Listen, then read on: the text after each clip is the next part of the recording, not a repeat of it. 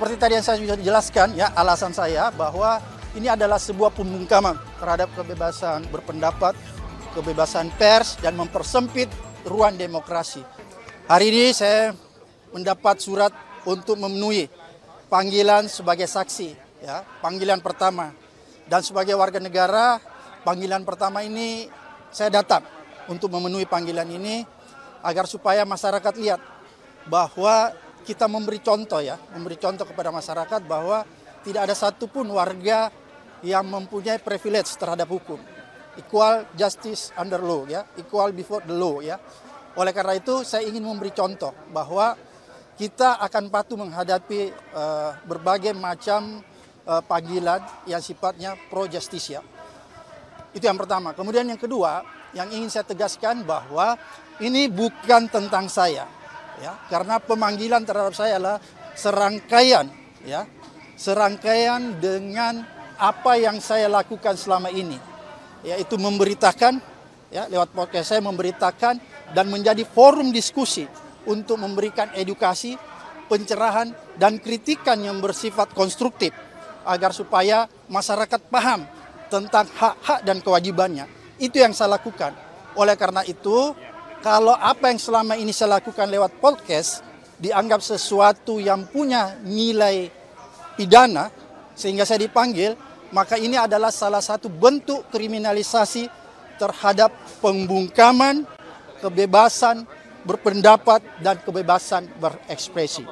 Dan yang paling berbahaya lagi, bahwa pemanggilan saya ini adalah sebuah tujuan, proses ingin mempersempit adanya ruang demokrasi.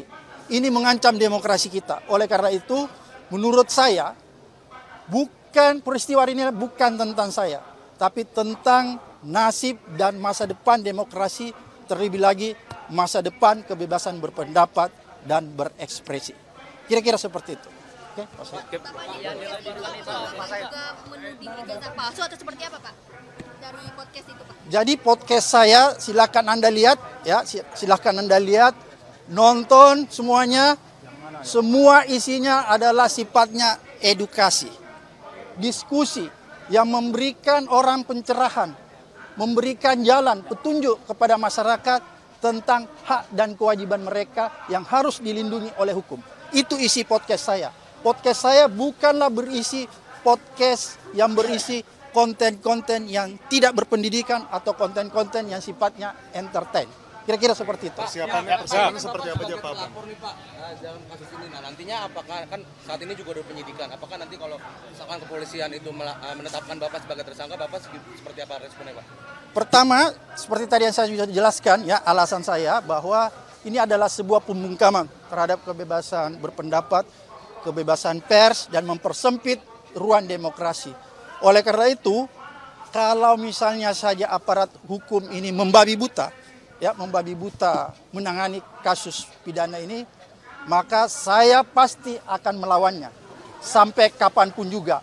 Karena menurut saya ini bukan tentang saya, tapi tentang nasib seluruh rakyat Indonesia nasib seluruh rakyat Indonesia yang mendambakan kebebasan berpendapat dan ekspresi yang dijamin oleh konstitusi kita, agar supaya ruang-ruang demokrasi kita tidak semakin sempit. Kira-kira itu. Secara dokumen